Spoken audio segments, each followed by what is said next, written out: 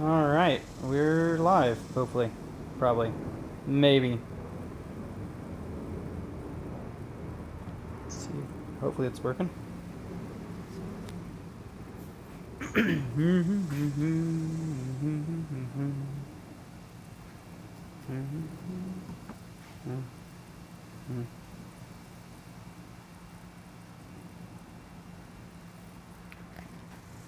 Question is anybody gonna hop on?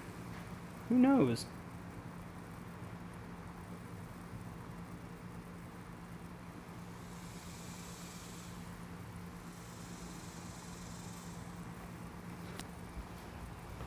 I need to get like something to hold my phone. Let's figure this out while we wait for people to show up on the stream.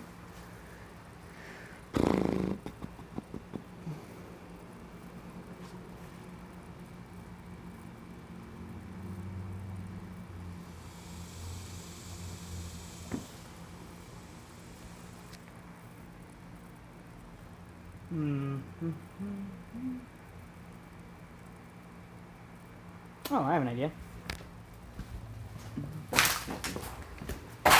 Yep, cleanest shop floor around.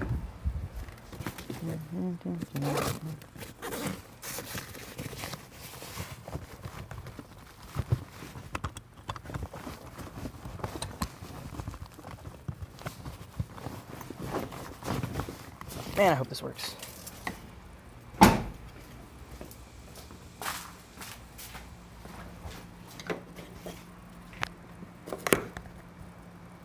Oh, that's perfect.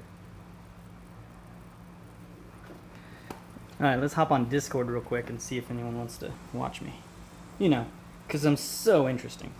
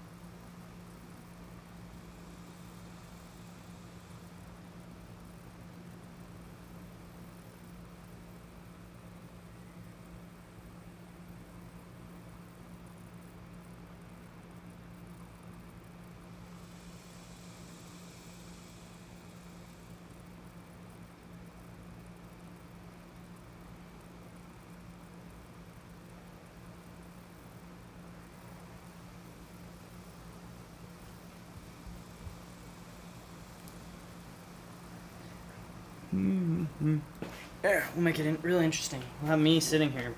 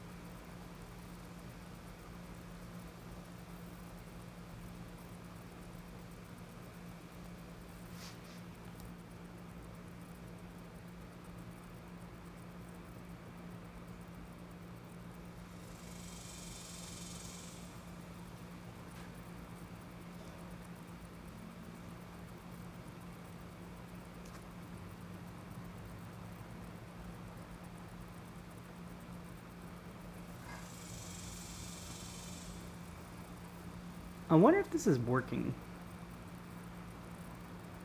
That's a damn good question if this is actually working. Does that show me who? Connected to chat. Neat. Okay, so that'll show how many people.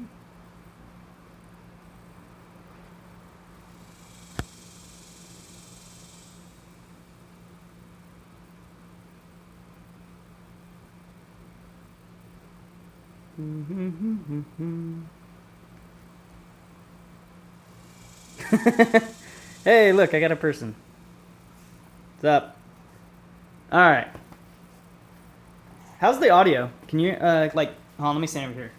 Can you hear me decently well? Like if I was working, this is the first time I've ever tried streaming like a IRL type thing. So I need to know if I'm coming in clearly enough, talking at like a normal volume while I work on the Jeep. Sweet. All right. Well, I'm gonna get started since I have at least one person watching me now. All right. So today, I'm working on my headlight because this headlight keeps flickering on and off sometimes when I'm on the road, and that's super annoying, especially considering that they're like aftermarket, fairly nice LEDs, and they shouldn't be broken already. All right, let's see. You're gonna need a pry tool. No, flathead screwdriver. Let's go with that. Tried and true method.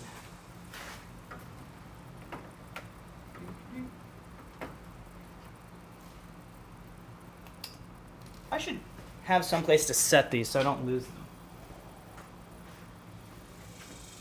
There we go. Just gotta pop out these tabs. Holy shit, it's hot out here. This is what I get for doing stuff in my garage in Texas. Okay.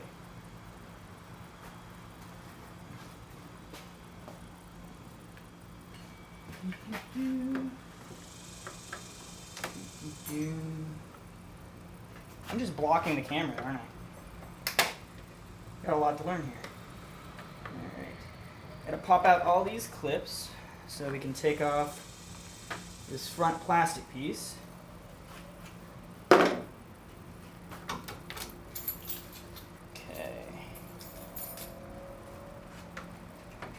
Pop.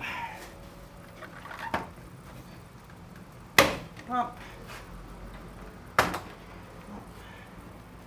There's like a million little clips down here. I don't know if I'll be able to get this off. Shit. I forgot. I repositioned my my winch so it's in the center. That means I can't get this thing out far enough to pop it off. So that's gonna be fun to deal with. Alright, whatever. Need a torque spit now.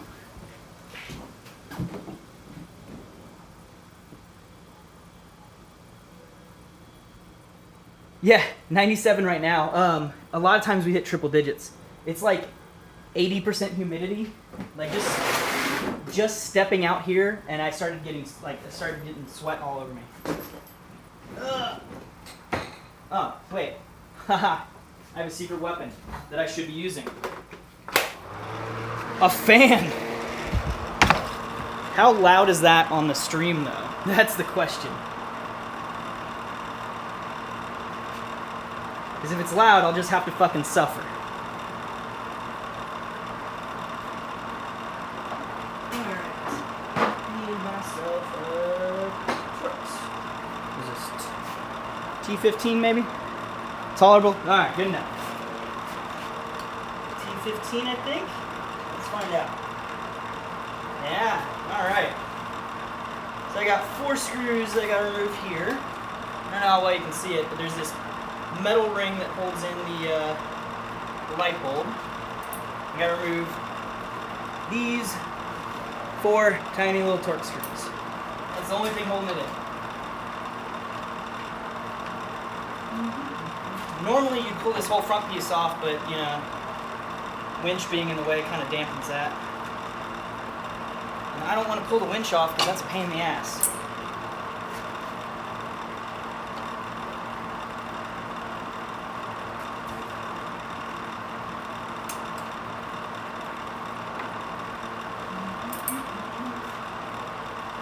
just realized I should do a video where I go over all the stuff I've already done to my Jeep. It's a lot, like a whole lot.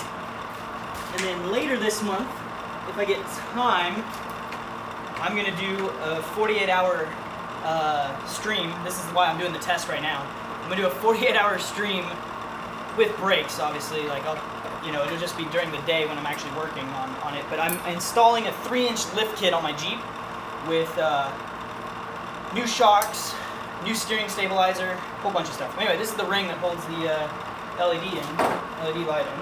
So now, should be able. Ooh, that is hot. Everything is hot. I mean, I guess I was just driving like 30 minutes ago, so that could explain it. In fact, that probably explains why the Jeep's hot.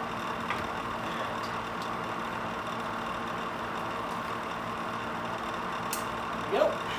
Pop that little guy out. So what I'm going to do is I played with the connector. There's the LED light. I played with the connector before, and I wasn't able to replicate the issue of the lights flickering on and off. Let me suffer, man. Holy shit. Yeah. So, I'm going to stand in front of the fan because it's so nice. I played with the connector, thinking maybe like it's a connector problem or something, and I couldn't replicate it to flicker. It just only happens when the Jeep's moving.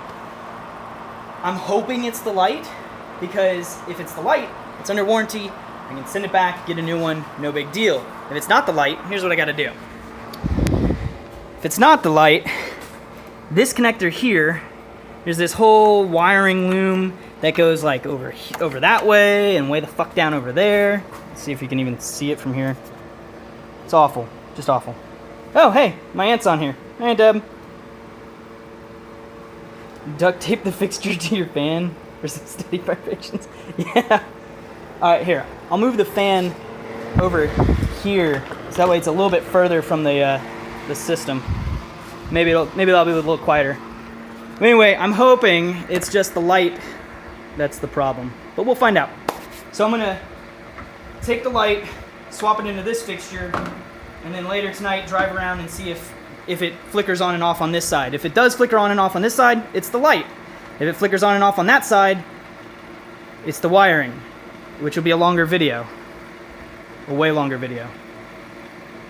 I really hope it's not the wiring. Alright, so let's get the other light out. Need our Torx 15.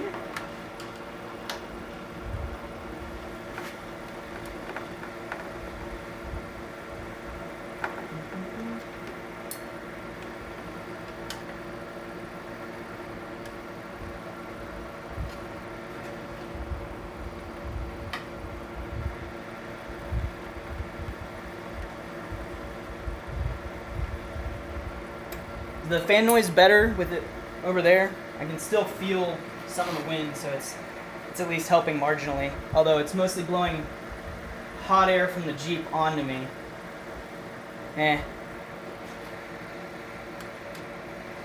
Alright, there it is. There's a little bit.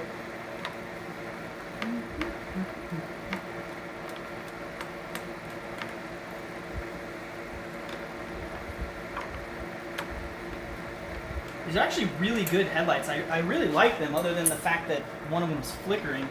I've had them for about a year now, and they're so much brighter than the stock lights.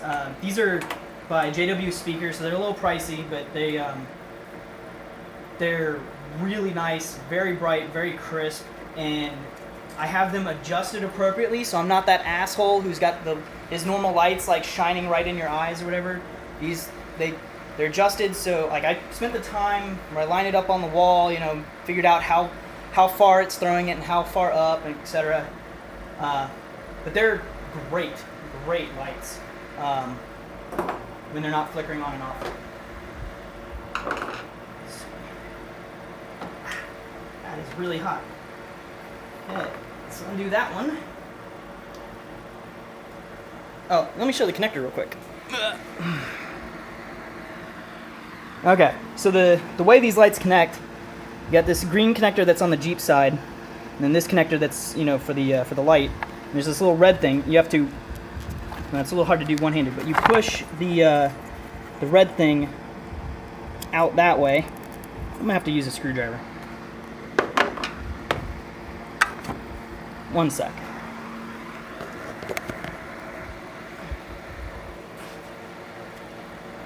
There we go. Okay.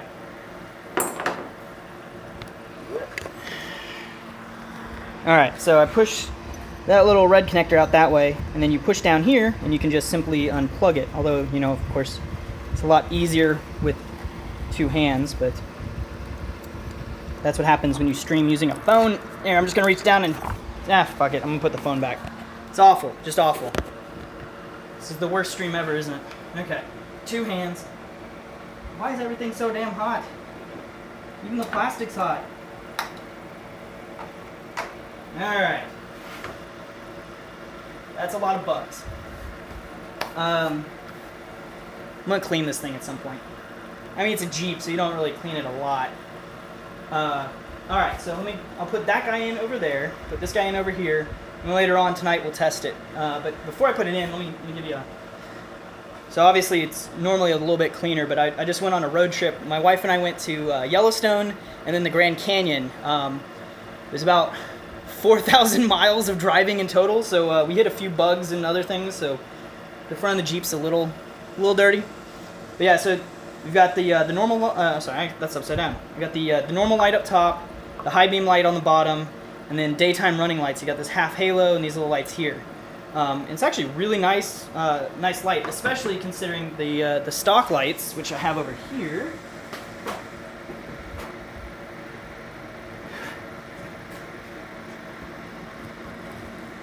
Yeah, I need a camera person.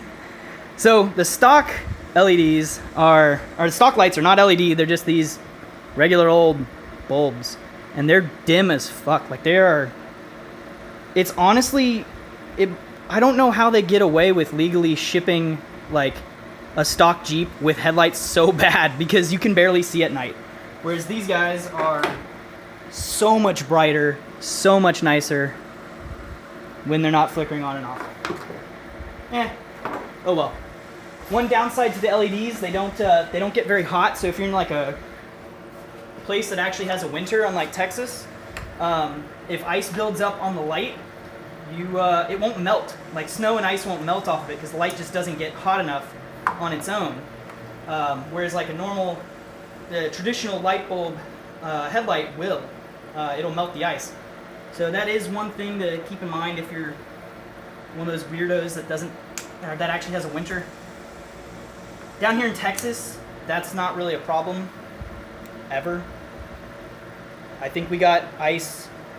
We get ice like on the roads, maybe 1 or 2 days out of the year. It basically never snows. But we got summer. We got heat. It's hot as hell right now. Alright. Place that guy in there.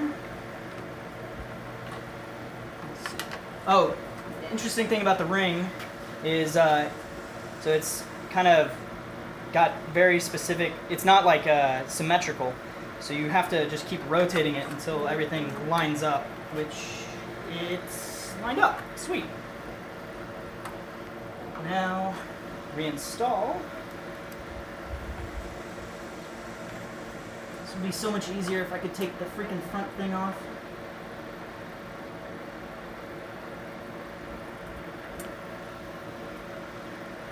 If I have to do the wiring, I'll definitely take this off because I'm gonna have to do.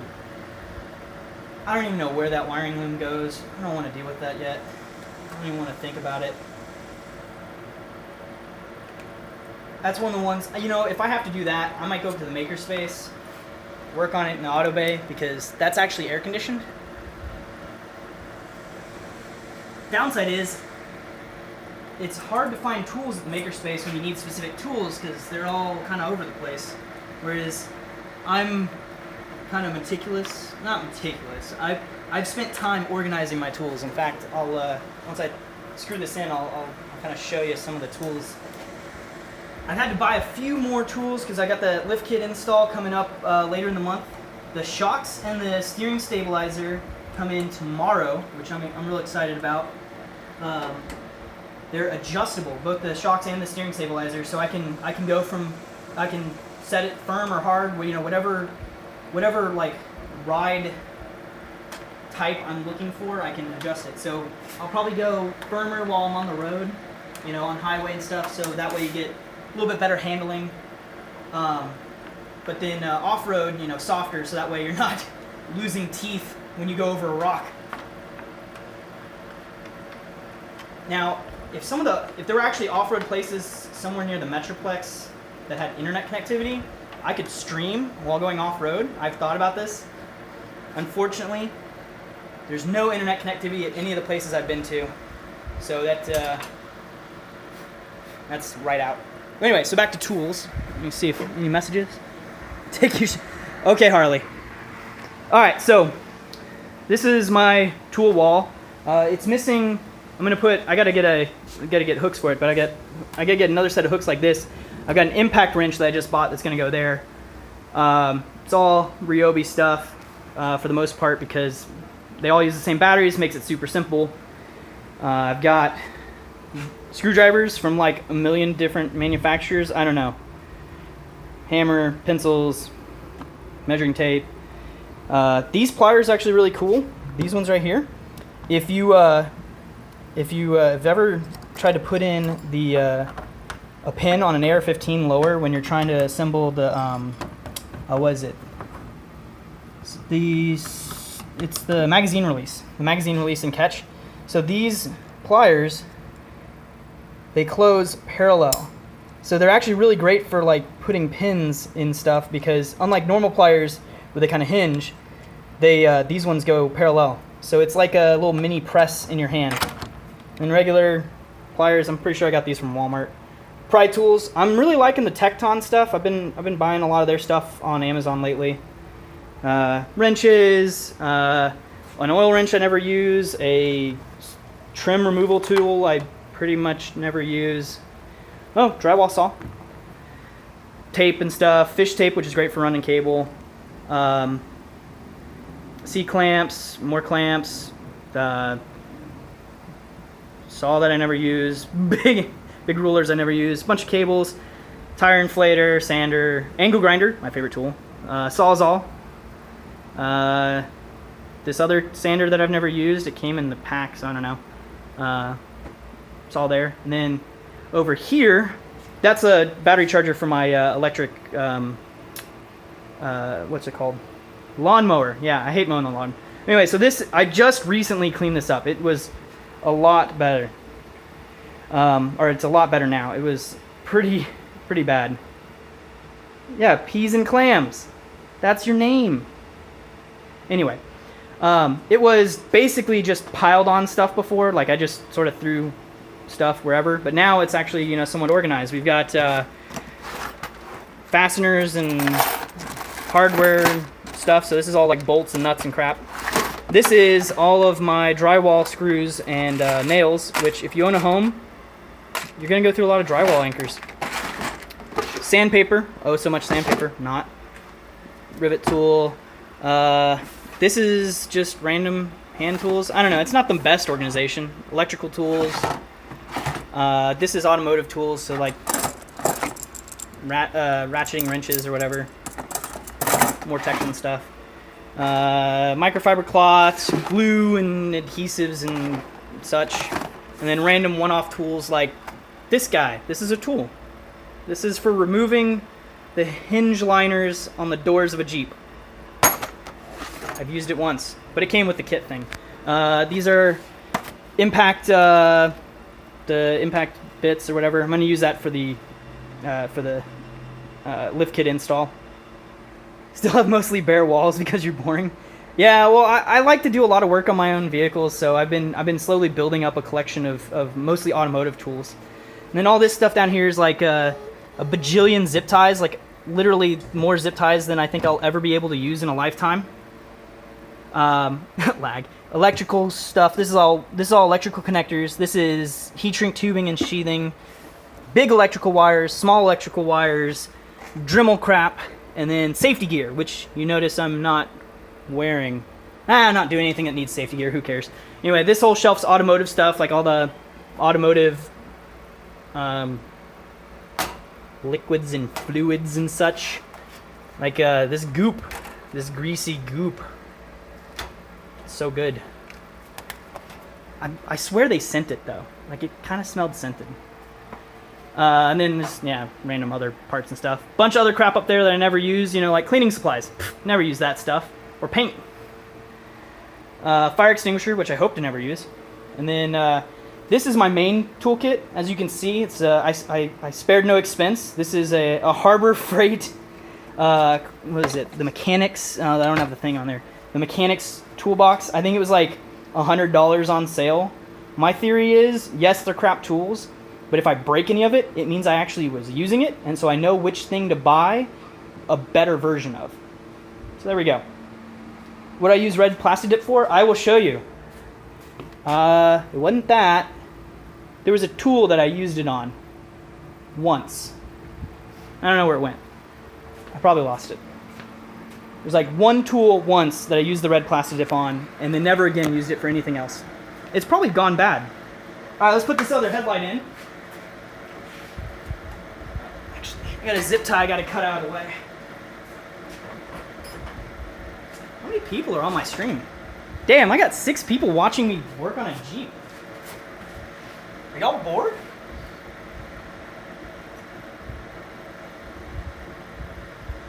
I'll do something interesting, you know, like be bad at PUBG later.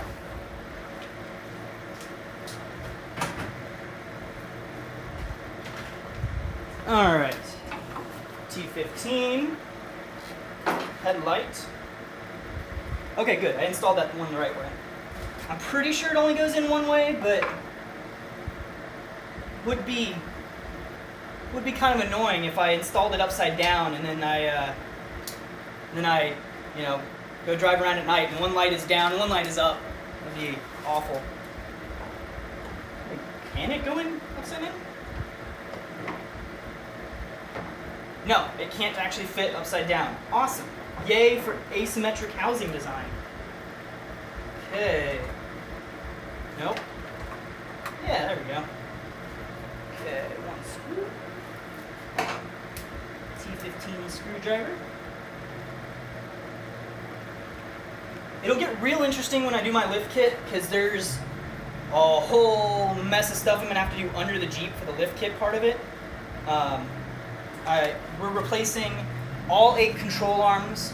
We're replacing all 4 shocks. I'm replacing the steering stabilizer shock. I'm putting in travel limiting straps so the axles won't be able to drop too far and damage anything while I'm off-roading. Putting in new coils, so I'm replacing all 4 springs that are under the Jeep. What else? Oh, putting in these things called speed bumps by Terraflex. So the lift kit I got is the Terraflex 3-inch Outback lift. So it's very similar to the ST3 lift, but it's got a little bit tighter spring rate for heavier loads. No, not because I'm fat. I heard that. No, it's because I plan on putting a lot of weight in and on the Jeep. So eventually I want to get a roof rack, put a rooftop tent. You know, I've got an Airby fridge freezer that we take on camping trips with us. You know, our camping gear, etc. So when we're going off road, we're typically camping as well. So we've got a lot of weight in the Jeep, and having that little bit higher spring rate means that we can handle that much weight in the Jeep while off-roading without, you know, bottoming out. Which obviously, if we're bottoming out our springs while we're off-road, we might have to see the dentist afterward. No one likes the dentist. All right, so before I button this all back up, let's do a function test, because I don't want to get everything back together and then realize I didn't plug the headlight in right and now it's not coming on.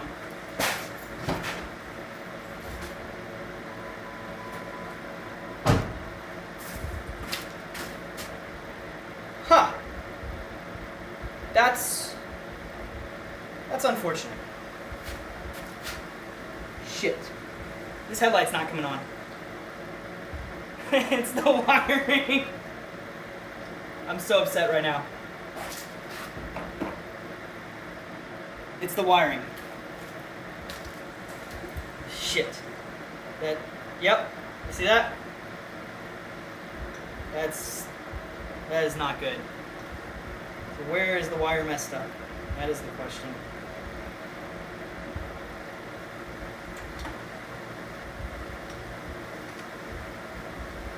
Oh boy.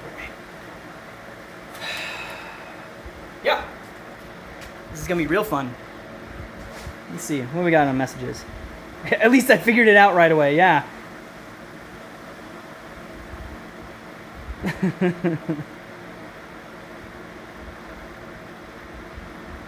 Trying to hammer a screw into a wall. Wow, Harley, I don't know how you handle that one. Oh boy. All right, let's take this light off and look at the wiring and maybe figure something out. I'm kind of upset because I was hoping it'd be an easy fix and I could just go, hey, manufacturer, your light's fucked up, send me a new one. But nope, it's not their light. It's something I did, probably, maybe.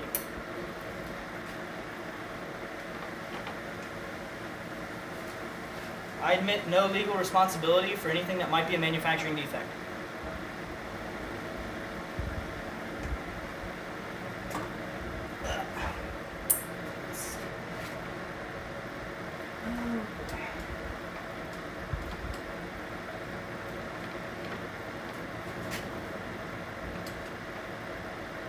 I should get something that like notifies me whenever y'all post in the chat, because otherwise I'm gonna keep forgetting that, you know, there's actually people watching and they're trying to talk to me.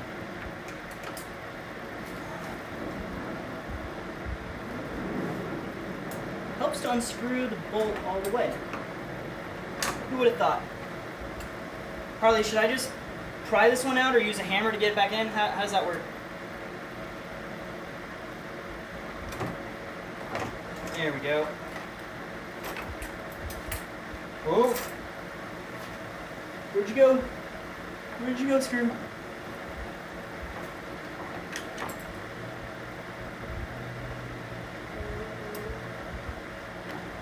Almost lost that screw. That would have been really fun to find.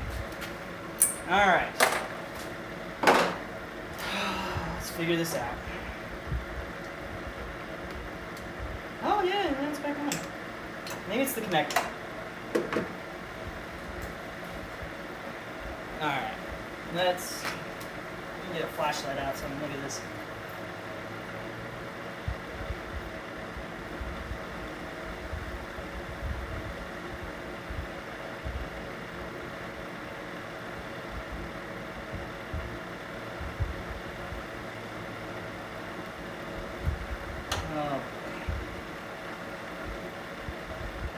So the wires, there's 3 wires going to this.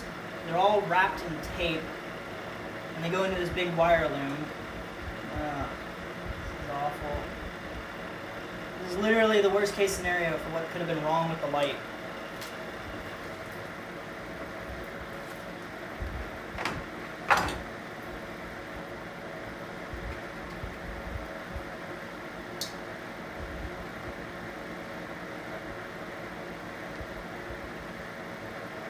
So what I'm trying to do is just wiggle one wire at a time and keep it isolated to where I'm wiggling it. It just sounds stupid as hell, doesn't it? Oh boy. Let's see.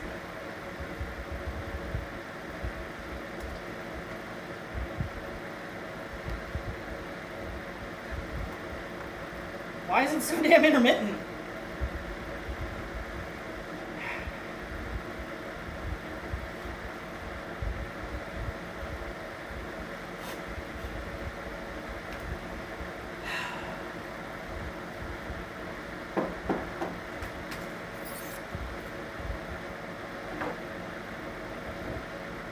Alright, we're going to get out the worst case scenario here.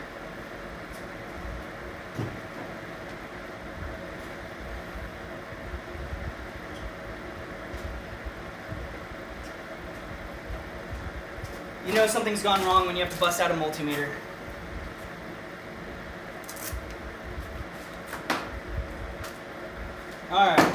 first thing I'm going to try and do, figure out if it's the ground that's disconnecting. So first, let's see if this is actually grounded.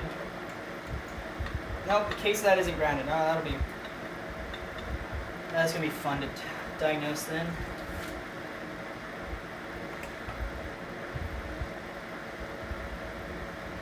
Okay, so that's off. That's on.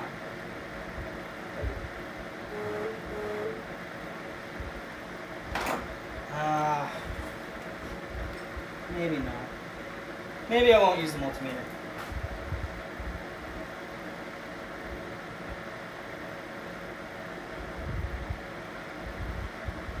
What the hell is going on? Why is it not repeatable?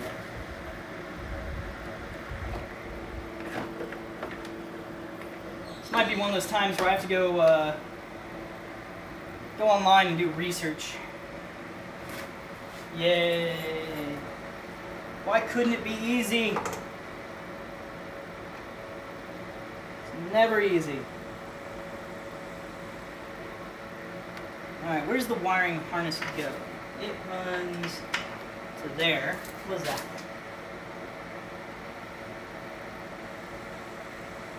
No?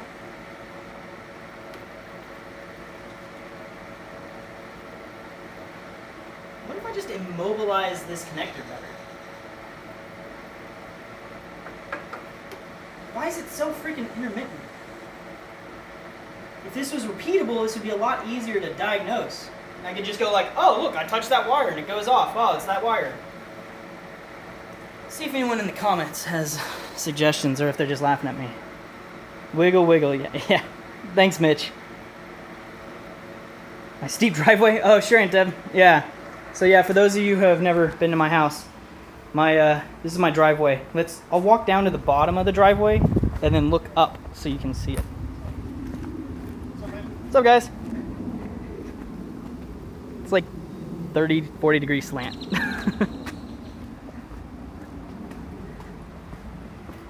It's awful. The whole backyard is like that.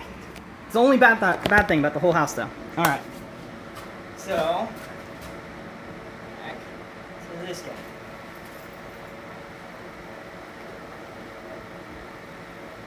And it's up. They all went off. Okay.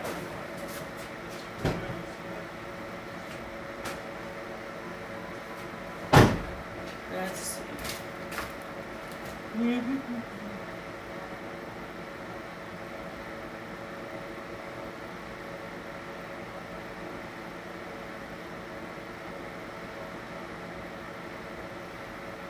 This is frustrating as all that.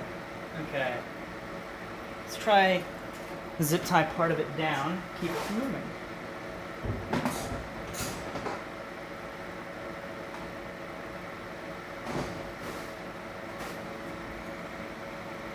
I think it might be steeper than your driveway at your house in Connecticut.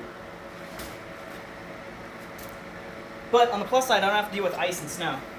So it's not like I'm going to slide down it. It's getting hot.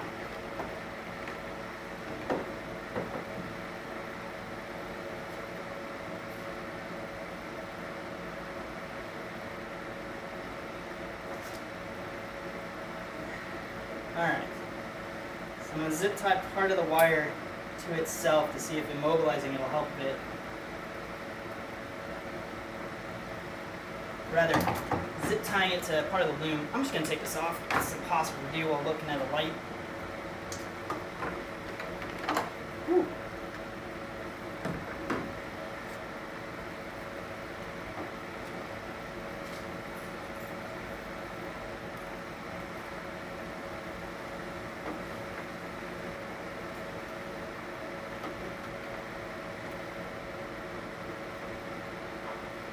There's not a lot of room to work in here.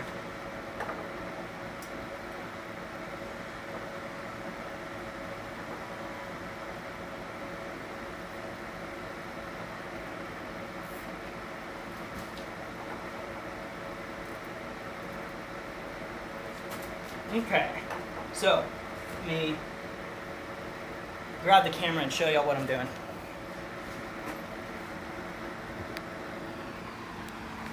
Okay. So what I've got here is we've got the green plug, and then the wires go into that wiring loom right there. And so what I've done is I've zip tied the wires to the wiring loom so that anything past the zip tie, like to the left of the zip tie, can't move. Anything to the right can move. I'll plug it in, move it around again, see if it still goes on and off. If it doesn't, then it means that the problem is past that zip tie. If it does, then it means it's something like either in the connector or in this little bit of wire. So hopefully, if it's something like in the connector or that little bit of wire, I can just put a new connector on and that'll be easy. When are things ever easy though? Never.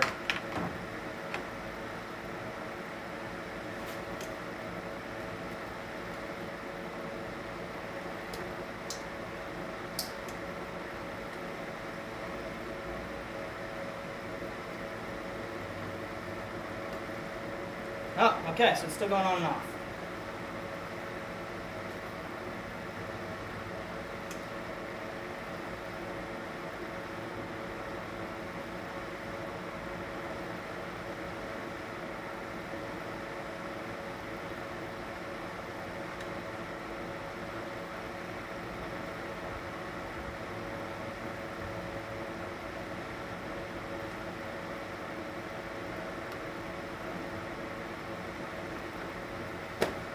Went on and off once.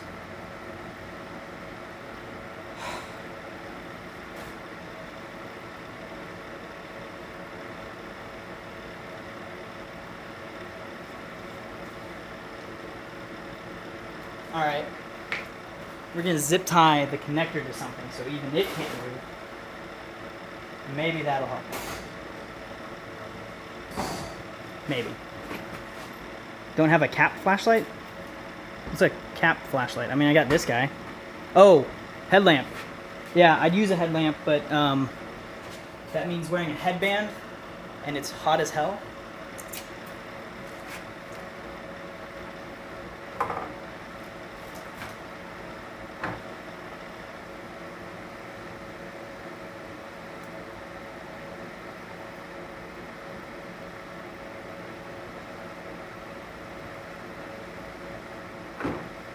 Okay, that might actually work.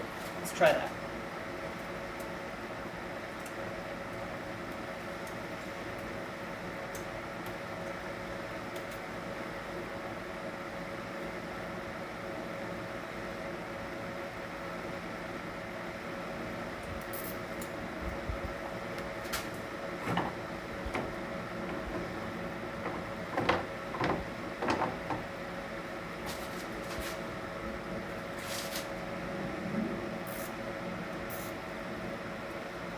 Zip tying with a single hand.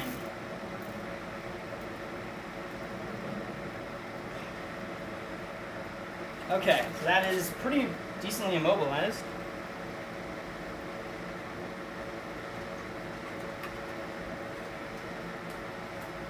Didn't turn off. We'll call that a win for now.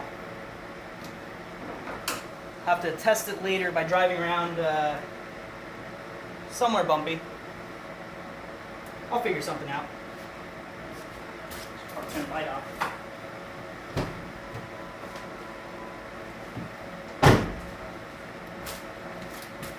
Maybe find some place where I can do some very limited off-roading. Oh, you know what? I have a great idea. There's this awesome little trail. Not a lot of people know about it. It's really close nearby. It's called I-35E. Best off-road trail in the area, I think. For those of you who are not native to the area, that's an interstate, yes. It's complete garbage right now because it's under construction. There are lanes in which one side of the lane is higher than the other. There's parts where the height of the road just goes up 2 inches all of a sudden.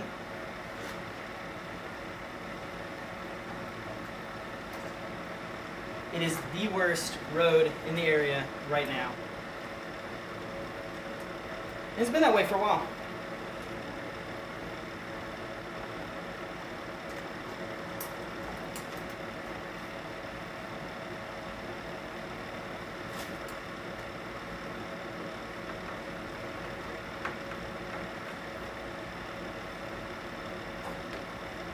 Okay, 2 more screws to go.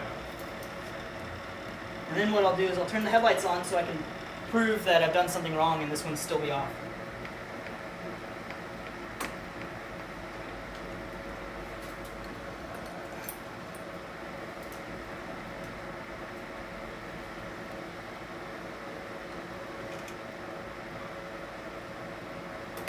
There we go. Last one's in. Just gotta tighten them all down.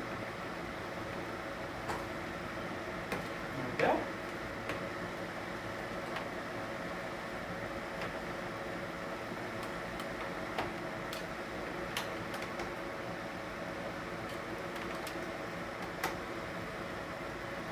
All right.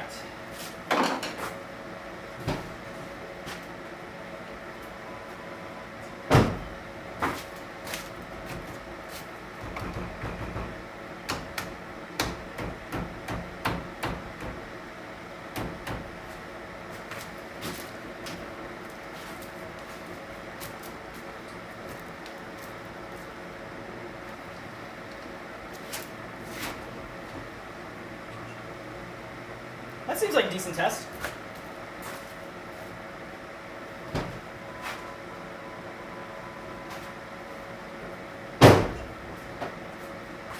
Now granted, it would be nice if I didn't have to like immobilize it for it to work, but what are we gonna do? Alright. Let's put all these clips back in.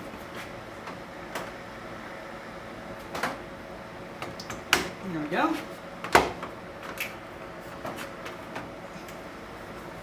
Oh. There we go. Alright. Now I gotta put these little plastic retainers in. They just snap right in. There's 8 of them. Yep, still 8 of them.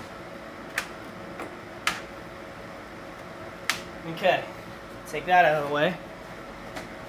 Alright, that's it. We maybe kind of fixed the headlight a bit. Alright, well, you want me to do like a tour of the Jeep and show you some of the things I've added? Let me put my tools away while we do the 30-second delay before I get your answer.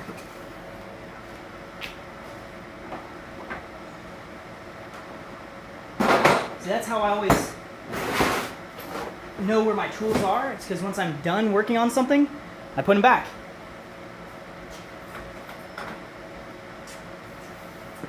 And if my mom was watching this stream, she would be very surprised by the fact that I'm actually organized now. Actually, Aunt Deb, you're probably pretty surprised. Okay.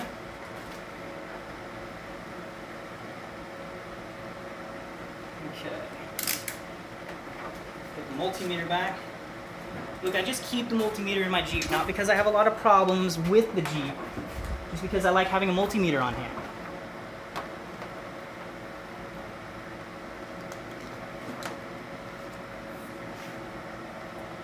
Sure was caught up in a boss fight.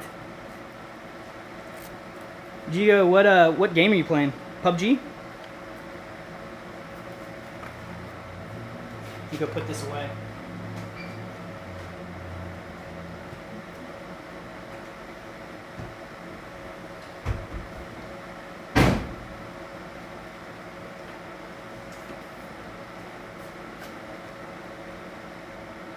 Oh, PoE, okay. All right, so since I got the hood open, I'll start with the stuff that's under the hood. Just gonna move this fan out of the way. I'll just suffer. All right.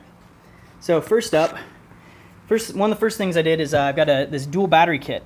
So there's actually 2 Odyssey PC34 1500 batteries. So they're about 68 amp hour batteries. So there's one here and then there's one back here.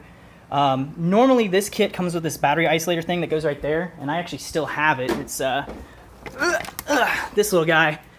So normally this guy sits in there and he'll isolate the batteries. That's not a fire, trust me, that's just normal. Normally he'll isolate the batteries when the Jeep's off, so the primary would be connected via the wires here to like the starter and the the ignition switch stuff, and then this battery would only be connected to stuff that's here on this bus bar and then when the Jeep started, it would link them together so they both charge. The problem is, this guy broke, and it was always keeping the batteries linked, and it was using like a ton of power, like so much power that it was hot to the touch. Like you couldn't like keep your hand on it. It was so hot. It felt like it was going to catch fire. So it was not keeping it wasn't unlinking the batteries, and it was draining the crap out of them. So I ripped it out. Whoop-de-doo. Don't need it. All right. So I've got a negative bus bar here. So all my negative, all the ground stuff connects to here. So this is the vehicle ground. This is for the winch. This is for the S-Pod system, which I'll get into in a second. And then there's a couple other like smaller things connected to the little screws around the bottom here. So a big bolt for high amperage stuff, smaller bolts for lower amperage stuff. And then this is the positive bus bar. So I've got this is the positive cable for the winch, positive cable for the S-Pod system, positive to battery 2, positive to battery 1, and then one of these is my subwoofer that I put in. The other one, what is the other one? One's a subwoofer. I don't remember what the other one is. Whatever. Oh, right, no, I know now. Subwoofer, ARB fridge. There we go. Memory.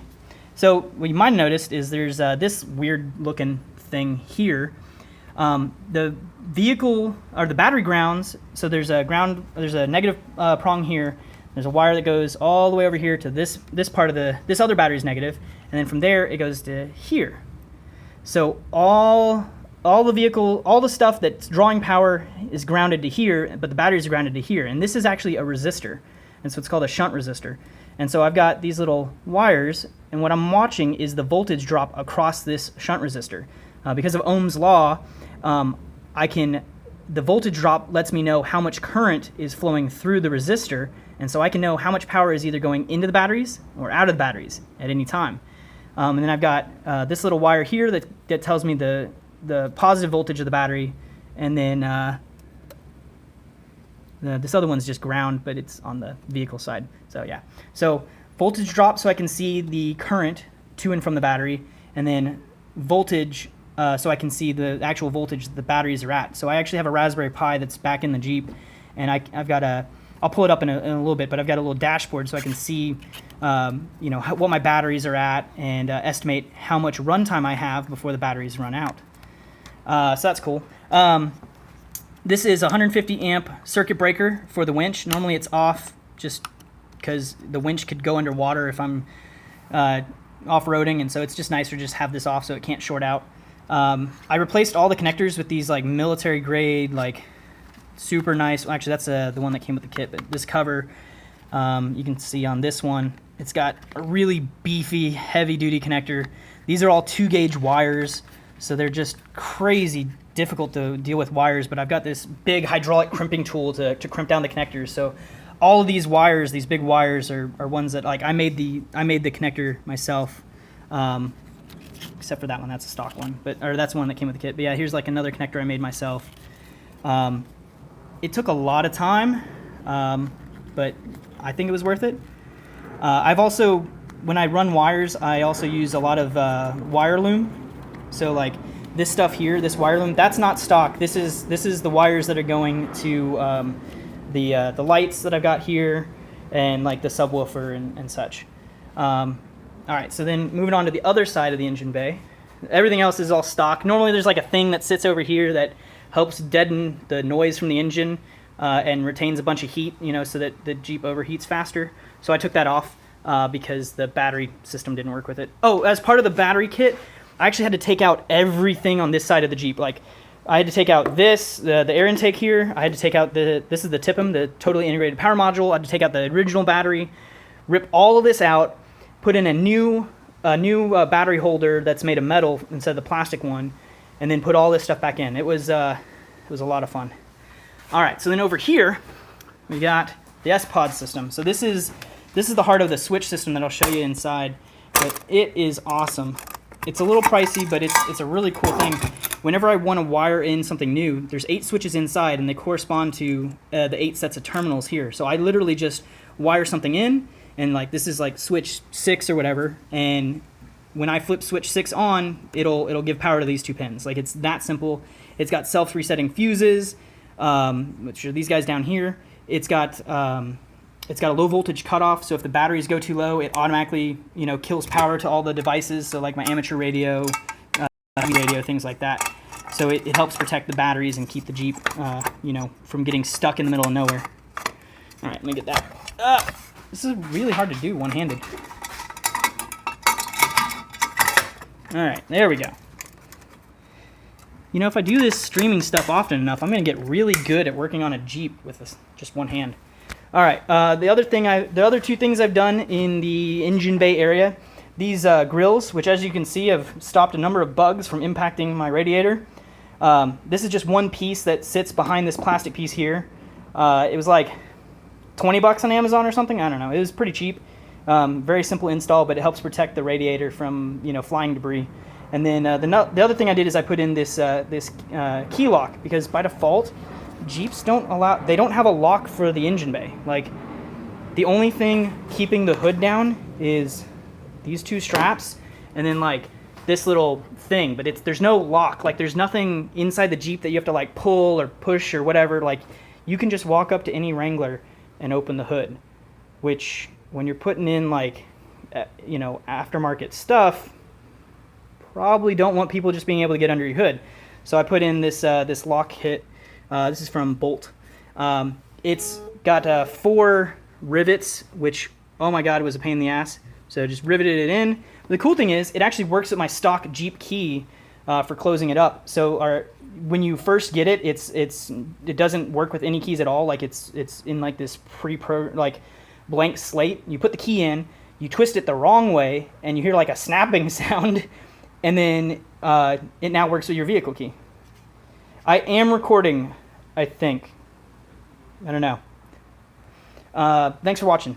All right, so let me close up the hood real quick, and then we'll go around to some of the rest of the stuff. One of the things that you got to keep in mind, though, if you get one of these locks, you have to have it in the unlocked position before you bring the hood down. If you have it in the locked position, and you can only take the key out when it's in the locked position. You can't take the key out when it's in the unlocked position. If it's in the locked position and you bring the hood down, it can damage the lock. And there's been plenty of people online who've said, oh yeah, but it was working fine until I closed the hood on it while it was locked, and then I couldn't open my hood, which would be bad. Alright, so put those on, put this little cover back on, there we go. Alright, so let's do the outside tour. Alright, so first up, this is not a stock bumper. This is a, you know, I forget the name of it, but it's a quarter-inch thick aluminum bumper. It's actually surprisingly light. It's lighter than the stock bumper, even though it's made of metal. It's really cool, but it gave me a place to put this 10,000-pound winch. It's from Super Winch, and a place to put this LED light bar. Ooh. I need some water. Give me 5 seconds. I gotta drink.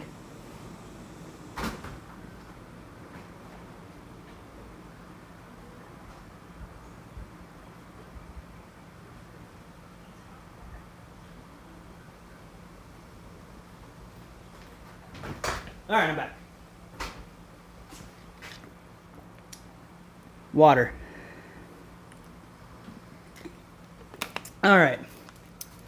Now that I'm hydrated again.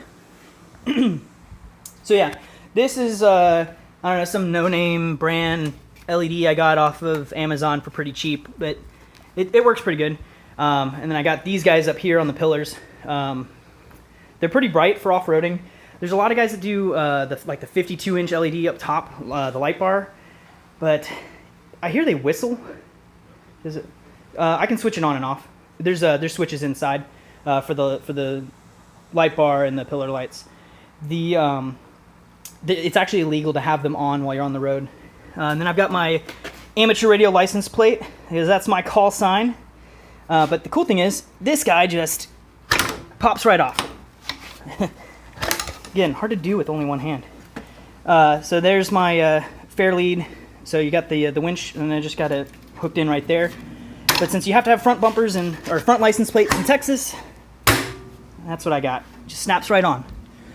I've got, as you all know, the LED headlights. The only lights that aren't LED right now on the Jeep, turn signal and fog light, but they're on my list for making LED. I replaced the little bulb in there with an LED. That's another turn signal. So it's got an LED in it now as well. This is my amateur radio antenna. So this is good for 2 meter and 70 centimeter. Yeah, there's a switch console inside. I'll show you in a sec. So that's my my antenna there. You can just twist that off and pull it off if you're going through like a car wash or something. This mount is actually pretty dang sturdy. I've had like trees and branches and stuff like run up against it, no problem.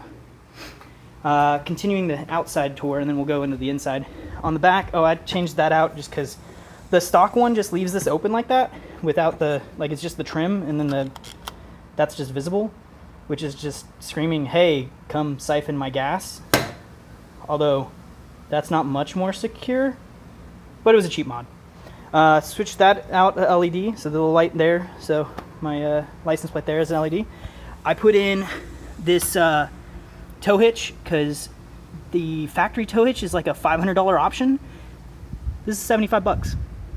Why would you pay $500?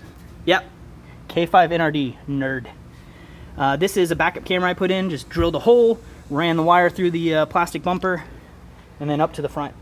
And then this is a 2-gallon gas tan. This is a Rotopax. This thing, grab teriyaki. All right, have fun. I don't know if it's coming through on the video very well, but there's this scratch here. I was off-roading, and this Rotopax was full of gas, 2 gallons of gas, and I slid back down a hill because it was really muddy and washed out, and I took a rock right here, and it just scraped, had a lot of the Jeep weight right against the pack. No damage. Like there's just this little visible scrape, and that's it. It was nothing. So this is not your stock hinge. This is actually a lot beefier than the stock hinge because I plan on going with 35-inch tires and different wheels, so it'll be heavier. And if you put those larger, heavier tires on the back of a Jeep, the way it rivets, like it'll straight. One, I have a place for my CB antenna, which this is, I think, a 2-foot or 3-foot fire stick with a spring. Neat. So it gives me a place for that. Gives me a place for the Rotopax. And it's a way beefier hinge, so that way the weight of the tire with the new carrier that I've got the stock carrier on right now, but when I get the larger tires, I'll put a new carrier on, and it'll transfer the weight to this huge piece of cast metal here, and that transfers the weight to here, which is actually part of the frame. So a lot better than trying to put a heavy ass tire on the back of the Jeep and bend out metal. All right, so I guess let's go into the driver's side. Am I gonna need a ladder? No, I've got handlebars. Check this out. Since we're going inside, I put in these guys, so I can just grab that and just like yank myself up into the Jeep. It's I'm pretty sure it's like how they get into Jeeps in video games. So from the driver's seat, I like to keep stuff pretty clear. So my vision is really unobstructed. I don't have like screens right here screaming at me, blocking my view. I do have my amateur radio. So I flip that on. So my amateur radio is right there, and it's barely blocking anything because I've got my off-road vehicle sticker there, my registration sticker there, so it's not really blocking anything that wasn't already blocked. And I switched it on from these switches up top here. So I've got there's a website where you can actually buy switches and you can tell them what text to put on it. So I've got amateur radio, CB radio. I've got my the light bar on the front, so that's light bar on the front, pillar lights. This is not hooked up right now. Eventually I plan on getting some rear lights, but for now, nothing. Air compressor. I'm going to put an air compressor actually under the hood, like right over here, so I can air up my tires. When you go off-road, you air down your tires so that you get, you air them down so you get better traction because the tire will deform more. So I'm going to have a full-on air compressor up there. This switch here, this says AUX. That actually controls something in the back that I'll get to later, which is pretty cool. And then this switch controls the Raspberry Pi that's down behind the glove box here, down back in there. And I just leave that one on all the time because the Raspberry Pi is what's monitoring my battery system. And there's actually a hotspot back there too, so I can actually log in to an instance of Grafana, and I'll show that later on my tablet. But I can log in and look at my battery status from pretty much anywhere I have internet connectivity, which is awesome. Yeah, so there's my amateur radio. It's doing APRS stuff. Oh look, hey, we spotted someone. KG6LE. We just picked up his signal. He's 10.5 miles about west of here. That's pretty cool, right? I'm gonna turn that off though. All right, so we'll turn that guy on so I can show you later about it. Next up, we've got, this is a Pioneer 4100 NEX, I think. Anyway, it's a Android Auto head unit. Now, normally I could show this off, but basically the apps run on my phone, but they display on here. Downside is, if I was to do that right now, I'm pretty sure the stream would stop, so I wouldn't be able to show you what was going on. So I won't do that right now. But it gets, if you want to know more about Android Auto, just do a Google search. There's tons of YouTube videos, but it's really cool. You can do you get access to like Google Play Music and Pandora, and you know, just about any Android audio app you can pull up on there. You get Google Maps, you know, handles my phone calls and contacts and such. Oh wow, my battery's about to die. 1 second, guys. Apparently, this drains the hell out of my battery. Let's find a battery pack. I'm on like emergency power right now. I don't know where my battery pack is. I'm gonna have to cut this short. I'll be right back. I'm gonna stop the stream, but I'll be back in just a sec.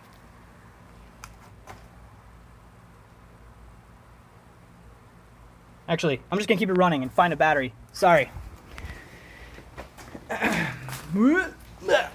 I'll be right back.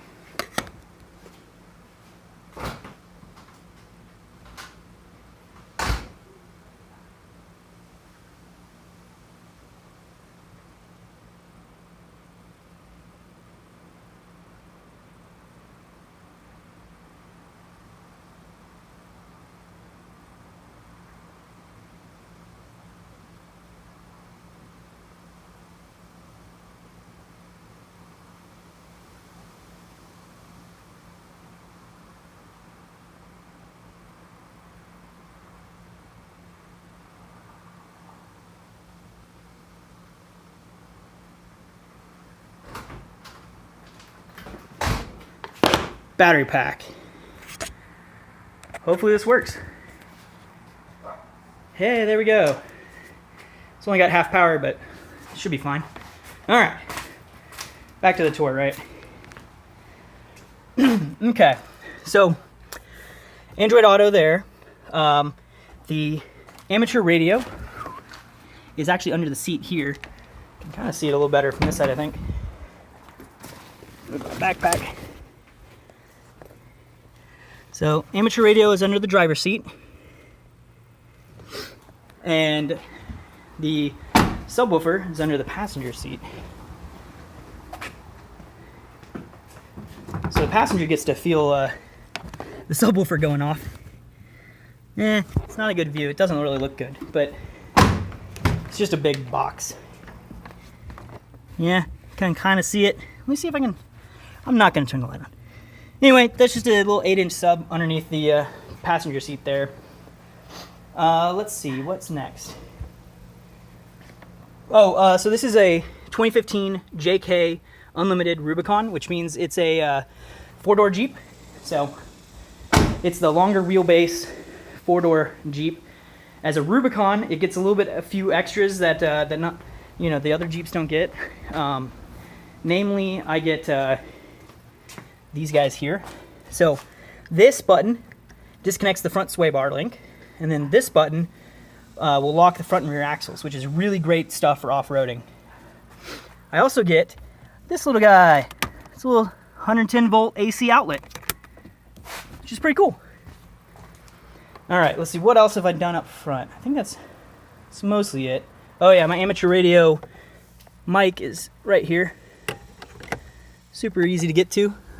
Just hangs out right by there, by the steering, or by the whatever that stock is, the one for wipers and such.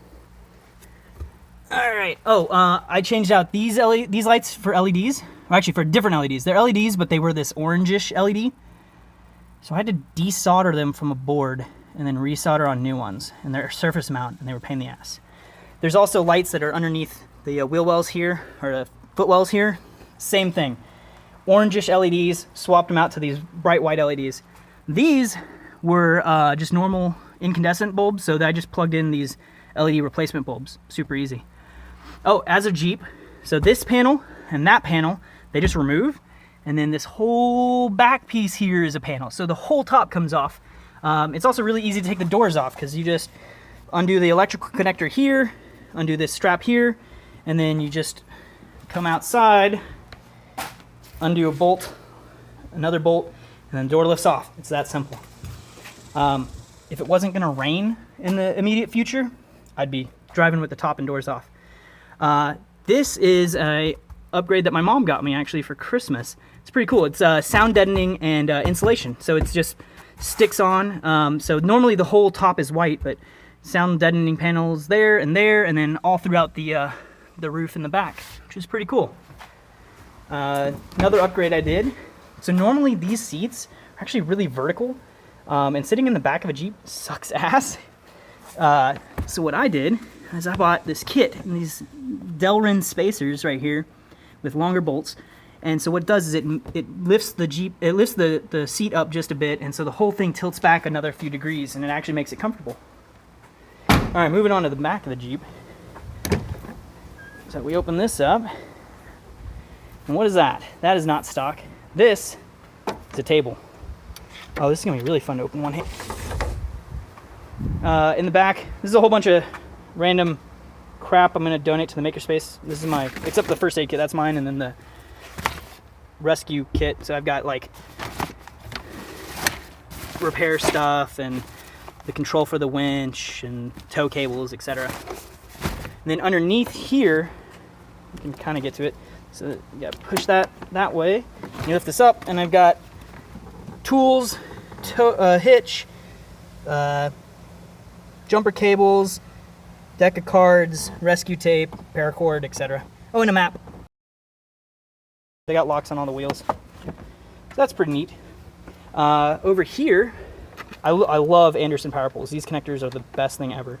So this is the connector where my fridge hooks up. So when we're camping, there's normally, I put our little ARB fridge here, and it takes up kind of this whole section here. And it gets us cold food for the entirety of the trip. And my battery system can actually run that fridge for about 2 days straight without having to start the Jeep. So that, remember that switch that I touched up front here? The second, or the left auxiliary one right there? That controls this. It's the master on-off switch for this. And I put it there, and then I did this really cool sheathing on the cable to kind of keep it hidden, zip tied it in place, and so it actually blends in with, this is an OEM cable here, this is my cable, OEM, mine, and I put in this little switch, so the cable goes up into the, goes behind there to the switch, and then up into the Jeep, into the hood, or the rooftop there. But the switch turns the light on and off right here, so you get easy access to play with it. And then it goes up through there, and then boop, out here with all the other OEM cables, which is why Anderson connector there. So you just, when you take the top off, you undo that connector, you undo this connector, and you undo the wiper, or the washer fluid connector, and you can just lift the whole top off after undoing 8 bolts. Seriously, 8 bolts. That's it. There's a bolt there, there, and then another one like up here. So cool. Fire extinguisher, because sometimes things get caught on fire. It happens. Happens to everybody. Oh, I should plug that. The cool thing about the Andersons is they can't be plugged the wrong way. They're just like specific orientation stuff. All right, what else am I missing? I think that's most of it for now. I got plans.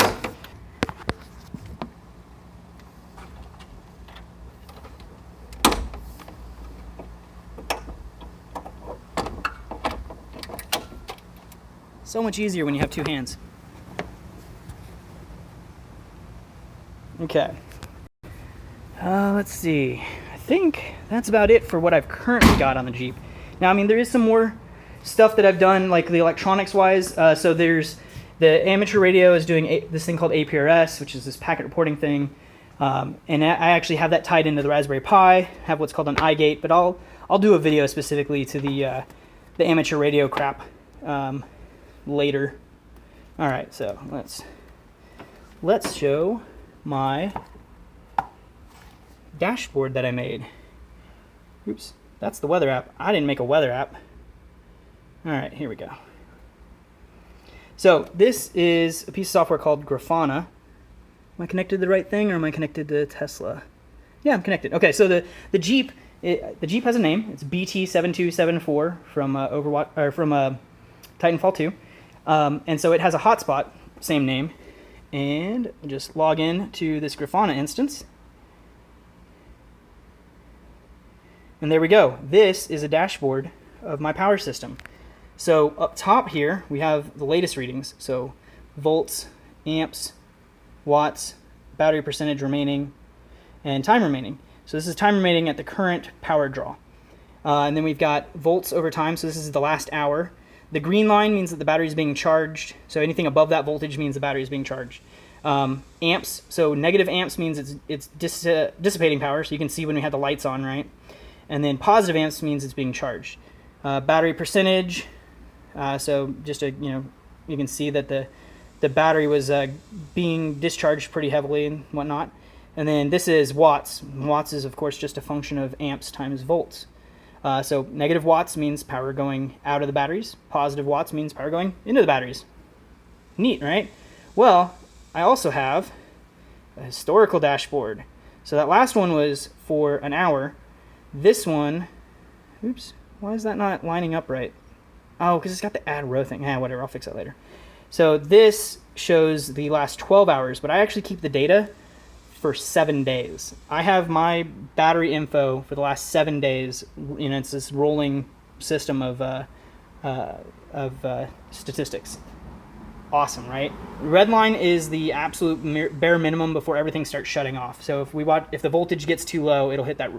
When it hits that red line, everything shuts off, and I'll stop getting cool dashboard and whatnot. No big deal. But yeah, that's my Jeep.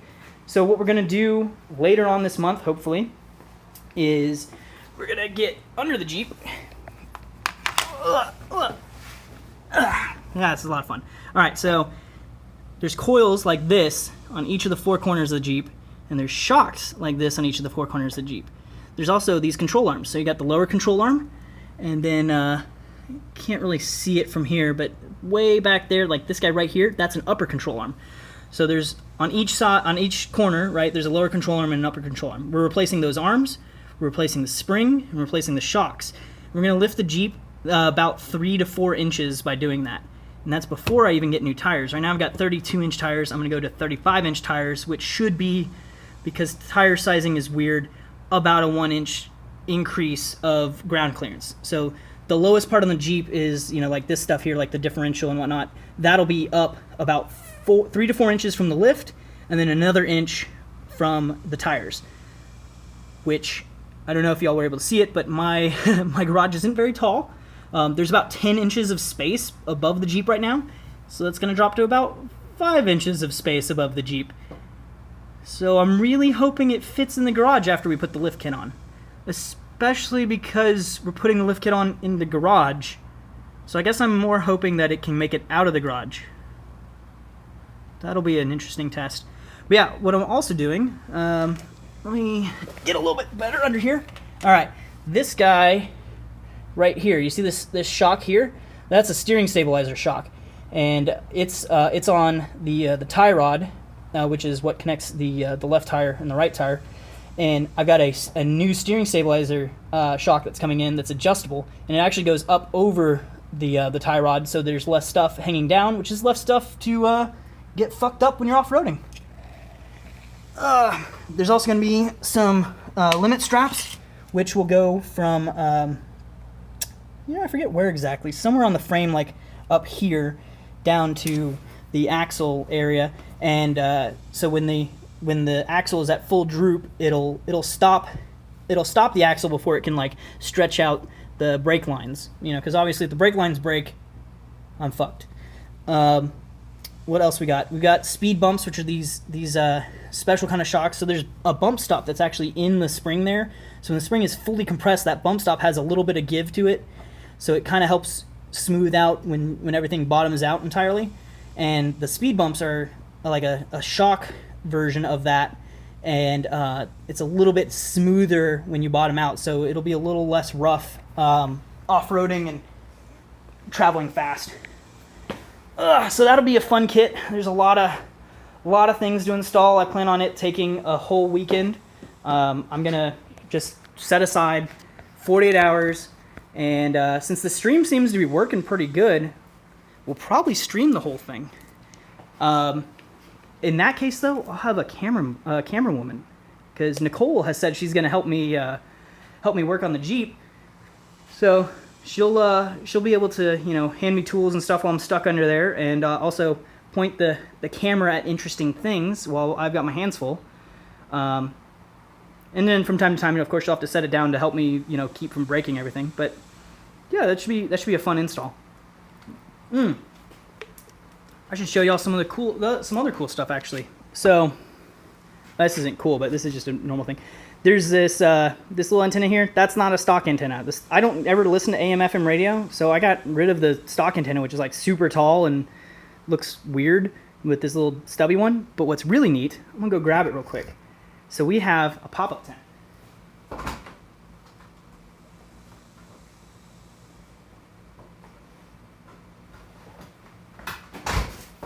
All right. So this guy here is a tent. No joke. This is a 2-person tent, and it's big enough that it can fit our 2-person air mattress. When we went to Yellowstone in the Grand Canyon, this is what we slept in. You know those window shades that you put in the windshield or whatever, and they fold, like you fold it first like a taco and then like into itself. This folds up the exact same way. And when you unzip it, you pull it out, you just throw it, and it just pops into shape, and you just stake it into the ground, and you're done. But the really cool thing about this, you might be thinking like, wow, that takes up a lot of space though, like it's just big. This is the coolest part. This is the reason I got this particular tent.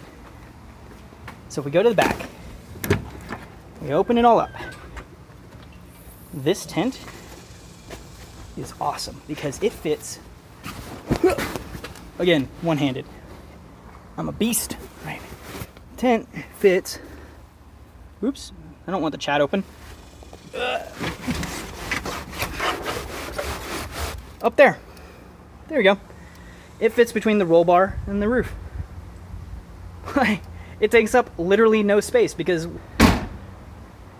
Alright, anyone have any, y'all got any questions or ideas for things I should video? Anyone? Comments?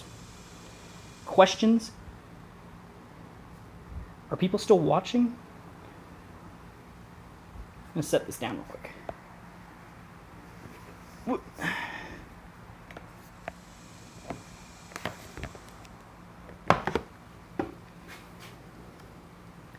No more questions?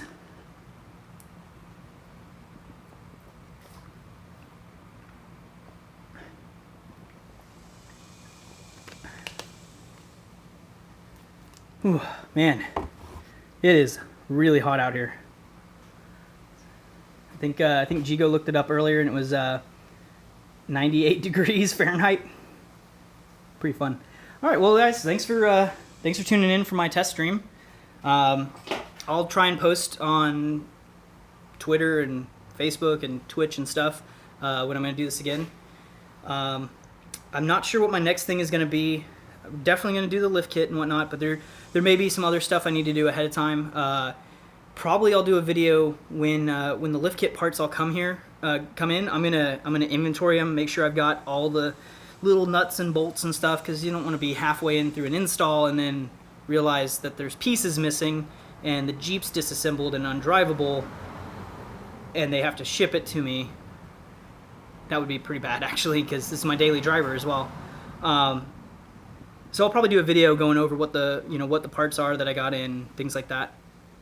But yeah, if you guys have any questions or have ideas for videos, just post a comment on my Twitch page, and I'll see what I can do about getting it done. Thanks for watching, guys.